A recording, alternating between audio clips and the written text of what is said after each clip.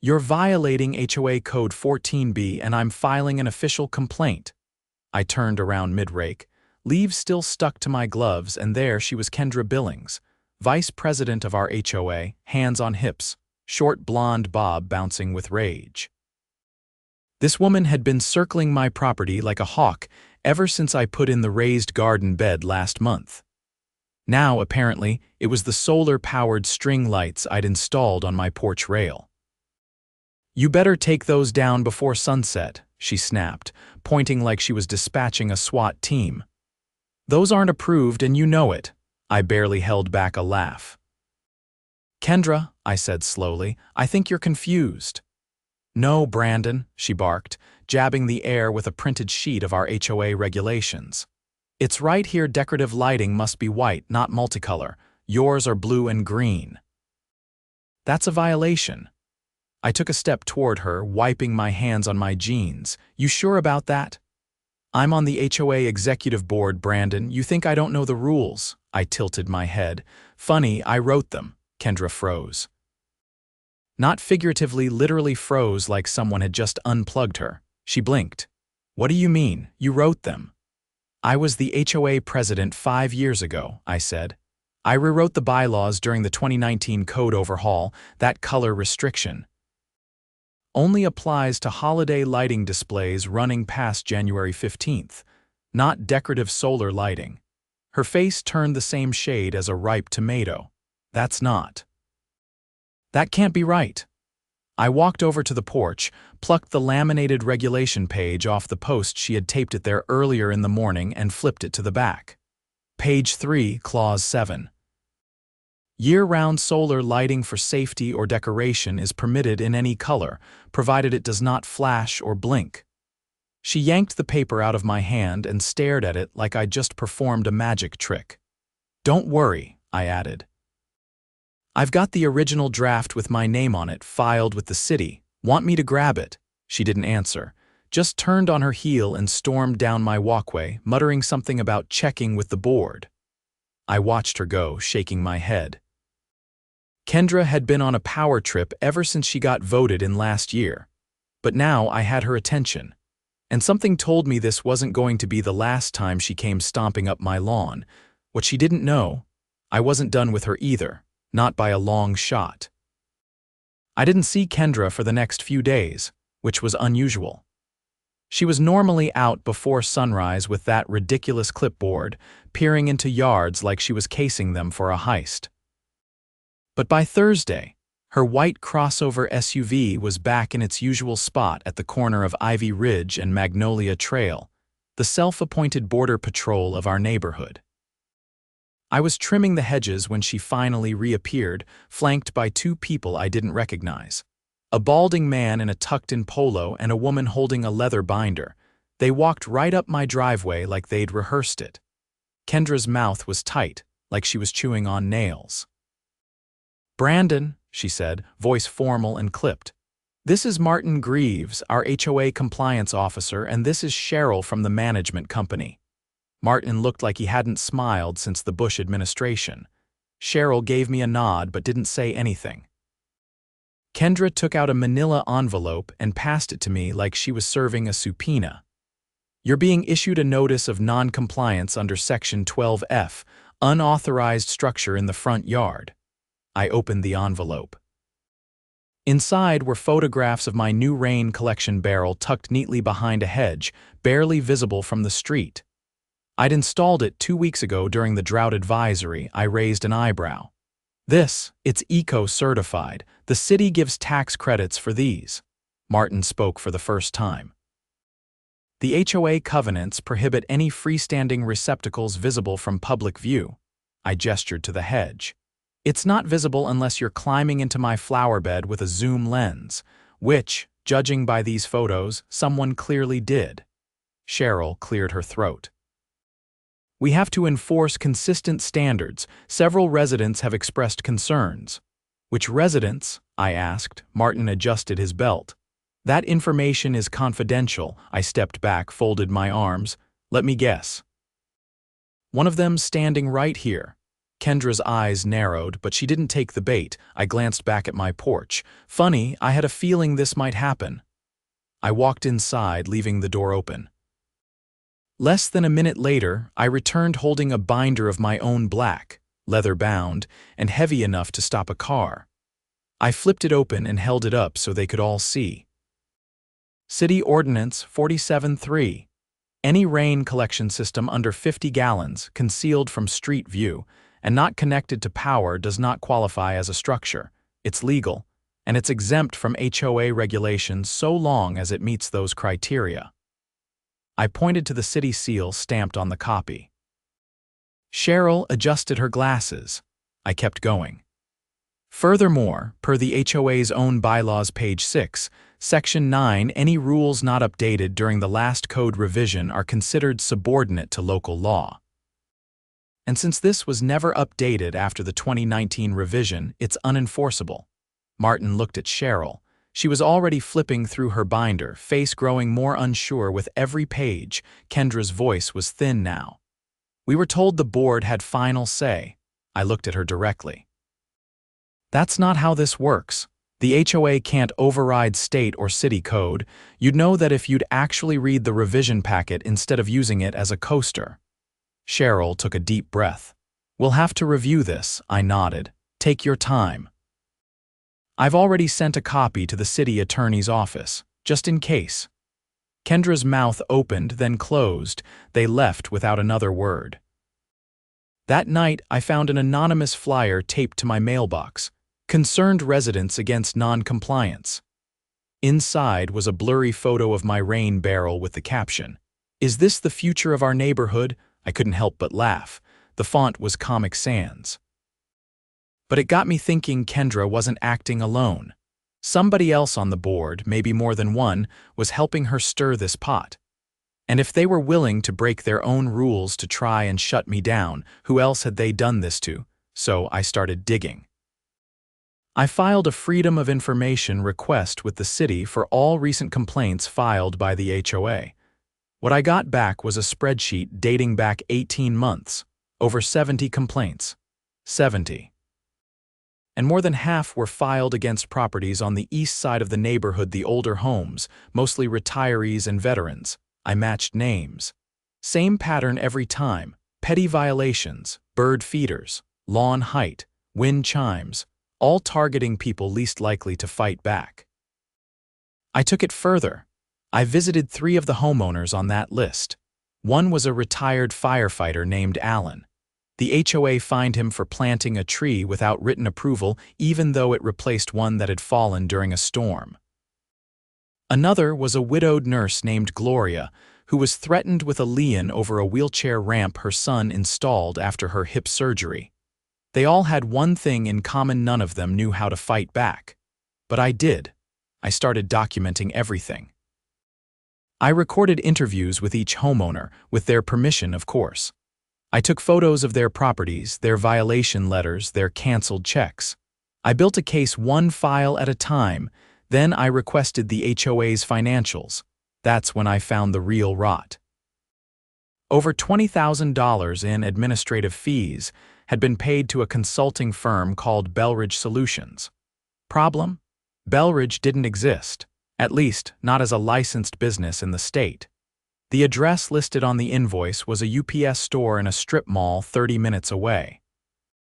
And the contact email belonged to Martin Greaves. I called the county auditor's office and reported it. They didn't say much, but the woman I spoke to took down every detail. I could hear her typing. A week later, 2 plainclothes officers showed up with a warrant at the HOA office down on Oakview Drive. I wasn't there, but word traveled fast. Martin was escorted out. Kendra resigned the next day. Cheryl vanished like she'd never existed. The next board meeting was packed. Standing room only. I brought copies of every document, every recorded interview, every photo.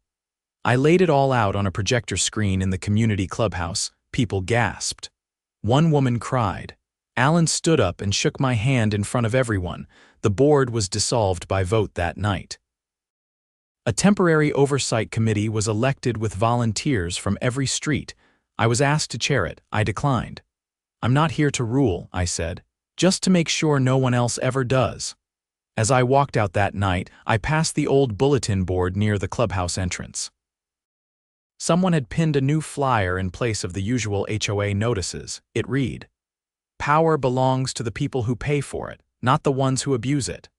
Underneath, someone had drawn a tiny rain barrel with a smiley face. Justice, I thought, comes in strange containers.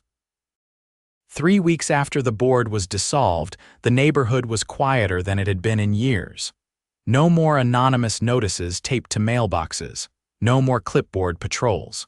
For the first time since I moved in, people waved without suspicion. They lingered in their driveways again, talking about things that mattered, whether grandkids' weekend barbecues, not fines, forms, or violations.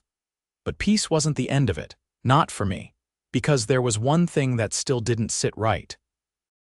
Buried in the records I'd pulled from the HOA's shared drive before the city sealed it off during their investigation was a digital folder labeled Special Projects.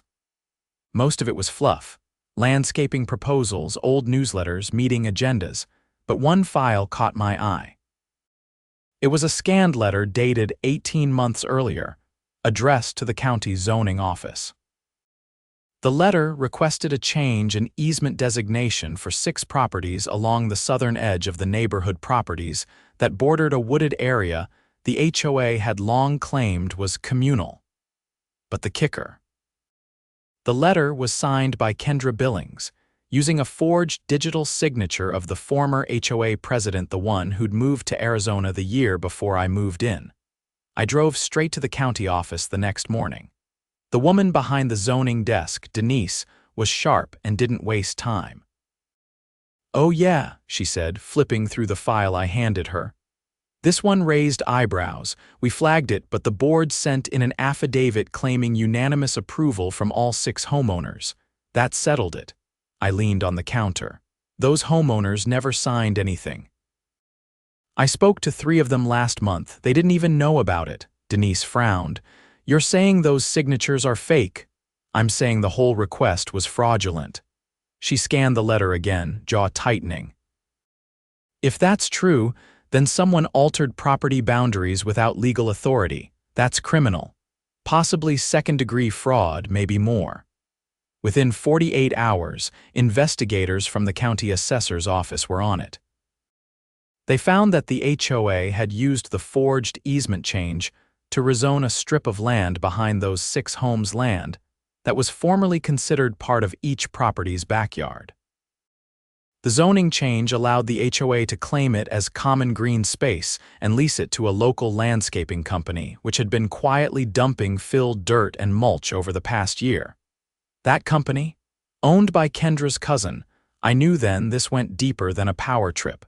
It was theft. Carefully disguised and lucrative, when the county issued subpoenas, things unraveled fast. The landscaping company's bank records showed regular transfers to a personal account under a shell name, Kendra's maiden name. Her cousin confessed within a day of questioning, trying to cut a deal. Kendra was arrested the following week. The neighborhood watched from behind curtains as 2 unmarked vehicles pulled up to her house. She was escorted out in a gray hoodie and sunglasses, flanked by 2 officers in plain clothes. Her porch wreath still read, "Welcome Spring." It was June. I hadn't planned to attend the arraignment hearing, but Alan, the retired firefighter, insisted. "You started this whole cleanup," he told me. "You should see it through," so I went. The courtroom was cold and smelled faintly of old wood polish. Kendra sat at the defense table, her lawyer whispering rapidly into her ear. She didn't look at the gallery, not once. The prosecutor laid out the charges: 6 counts of property fraud, 2 counts of falsifying public records, and 1 count of conspiracy to defraud the county. Her bail was set at $50,000. It didn't end there. The deeper the investigation went, the more rot they found. Cheryl, the management company rep who had vanished, turned out she was never officially licensed to represent HOAs. Her company had been operating under a revoked license for over 2 years. When the Fed stepped in to audit the association's financials, They found traces of money laundering small transfers, split across multiple shell accounts, just under the threshold for automatic flags. Martin Greaves, the so-called compliance officer, he wasn't just funneling HOA funds through Belridge Solutions. He had filed false tax documents claiming business expenses for consulting fees that never existed. He was arrested 2 counties over, trying to withdraw cash from a credit union under an alias. The Department of Justice issued a formal statement 2 weeks later. This case highlights the dangers of unchecked authority in residential associations. What began as a local zoning manipulation escalated into a coordinated financial conspiracy involving fraud, forgery, and unauthorized appropriation of private land. I read that line twice. Our neighborhood became a case study. News vans showed up for a week or two. Reporters camped in front of the community clubhouse where the temporary oversight committee now met. They called it the Ivy Ridge Scandal. We called it Tuesday, but I wasn't interested in cameras. I was interested in closure. At our next community meeting, I walked in late and stood at the back. I didn't need to speak. The room was already buzzing with new ideas, residents proposing a rotating oversight panel, others suggesting open votes for any future rule changes. One woman, a librarian named Patricia, proposed a community fund to help the homeowners who had paid illegal fines under the old board. It passed unanimously. As the meeting ended, a younger guy I hadn't seen before approached me. He introduced himself as Eli, a recent homeowner who had moved in while all of this was unfolding. "I heard what you did," he said. "That took guts." I waved it off. "Just didn't like getting told what to do by people who didn't follow their own rules." He nodded. "Still, you didn't have to go that far." I looked around the room. People were laughing. Someone had brought cookies. Kids were running between rows of folding chairs without getting scolded. "Actually," I said, "I did." Outside, the air was warm and the porch lights glowed in every shade: soft oranges, deep blues, even a few purples. No one cared anymore. I stopped by Alan's before heading home. He had 2 lawn chairs set up on his front path and a cooler between them. "You heard," he asked, "about the IRS audit on the fake landscaping company?" "Yeah," he chuckled. "They're gonna owe the government more than they stole." We sat in silence for a while, the kind that doesn't need filling. Then he said something I hadn't expected. "You ever think about running again?" he asked. "For HOA?" I asked. "For city council?" I laughed. "I got enough gray hair from this already," he shrugged. "That's how it starts. People who don't want power usually end up using it right." I didn't answer, but the thought stuck with me. Back at my place, I walked past the garden bed that started all this. The solar lights were still there, glowing gently, untouched. A new sign leaned next to it, hand-painted by one of the neighborhood kids. It read, "Rules should protect, not punish." Exactly. The first autumn rain had barely dried from the sidewalk when the subpoenas arrived, sealed, stamped, and hand-delivered by a county clerk with a clipboard and a bodyguard. I opened mine at the kitchen table while the kettle hissed behind me, a formal request to testify before a grand jury. Date, time, location, and a warning in bold. Tampering with evidence or withholding material facts may result in criminal prosecution. I folded the letter once, tucked it back in the envelope, and stared out the window. Across the street, Gloria, the nurse whose ramp had nearly cost her home, was planting chrysanthemums beneath her gutters. She looked lighter these days.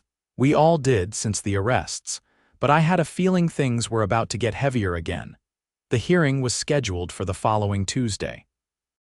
I spent the weekend organizing every file I'd collected: photos, voice memos, spreadsheets, even the internal emails someone had anonymously forwarded to me weeks ago. The emails were unsigned, but they included damning threads between Martin and Cheryl, laying out how they'd inflated contractor invoices and rerouted budget approvals through a fake HOA emergency oversight clause that never existed in the bylaws. The courthouse was a gray slab of stone that looked like it had been poured in one go sometime in the 70s. The hearing wasn't open to the public, but I recognized a few familiar faces in the waiting area. Alan nodded at me from across the room, his tie slightly crooked, a file folder tucked under one arm. Patricia, the librarian, had a yellow legal pad filled with handwritten notes and a tote bag that reads "Silence is not compliance." They called my name just after 11. Inside the chamber, everything was quieter than I expected. No gavel, no judge in robes. Just a panel of citizens behind a long table, a county prosecutor at the front, and a single microphone on a wooden stand. I took a breath, stepped forward, and began. I explained how the rain barrel incident had led me to dig deeper, how I found the manipulated easement request, the fraudulent financial reports, the fake consulting firm. I answered every question clearly, sticking to the facts. When they asked about the community impact, I told them about Gloria's ramp, about Alan's tree, about the fines that never should have existed. The prosecutor leaned forward. "Are you aware of any actions taken by the HOA board that may have endangered residents or violated criminal statutes beyond financial fraud?" I nodded. "Yes. I have emails indicating the board ignored a certified inspection report warning of electrical hazards in the community clubhouse. Instead of authorizing repairs, they diverted the repair fund into a landscaping beautification project. The clubhouse remained open for public events." He raised an eyebrow. "Was anyone harmed?" "Not physically," I said, "but there was a birthday party there 2 weeks later. 20 children. Candles, the whole building could have gone up." That changed the tone of the room. There was a shift, subtle but real. The kind that happens when something stops being about money and starts being about lives. By the end of the day, I was excused with thanks. The prosecutor gave me a formal nod as I stepped off the stand. "You may have saved someone's life," he said. Outside, the sky had darkened again, clouds heavy with another round of rain. I walked back to my truck and sat there for a while, letting the seatbelt dig lightly into my shoulder. It was over for me maybe, but not for them. 2 weeks later, the indictments came down. Martin was charged with wire fraud, tax evasion, and conspiracy to commit racketeering. Cheryl faced charges for impersonating a licensed property manager, obstruction of justice, and accessory to fraud. But the most shocking charge was reserved for Kendra: reckless endangerment, the electrical report I'd mentioned. It turned out she'd not only received it, she'd signed off on a forged clearance document claiming the repairs had been completed. The county fire marshal testified that the faulty wiring could have sparked at any time. If I hadn't brought it up, they never would have known. The trial lasted 4 months. I didn't testify again, but the prosecutor kept me informed. They used every piece of evidence I'd submitted. The forged signatures, the inflated invoices, the shell companies. Even the HOA meeting recordings. Alan had started recording them after his run-in with the tree violation. Kendra's voice was on tape, laughing about how easy it is to push a fine through if you bury it in a landscaping subclause. In the end, the jury didn't take long. Guilty, on all counts. Kendra was sentenced to 6 years with no possibility of parole for the first 3. Martin got 5, and Cheryl accepted a plea deal, 18 months and a 10-year ban from any property management employment. The fallout was enormous. The county launched an audit of HOAs across the region. 3 other neighborhoods found similar patterns: inflated fees, fake contractors, abuse of authority.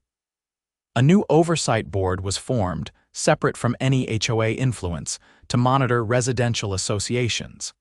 Cities began requiring HOA financials to be submitted annually for review. The laws were changing, and Ivy Ridge, we rebuilt. The oversight committee transitioned into a neighborhood council, not mandatory, no dues, just volunteers who wanted to help. We rewrote every policy from scratch. Every rule had to pass a 2/3 vote from homeowners, no exceptions. The new guidelines were printed in plain language, no legalese, and every homeowner got a physical copy, no more missing paperwork excuses. We turned the old HOA office into a community room. Alan taught woodworking classes there now. Patricia ran a book club on Thursdays.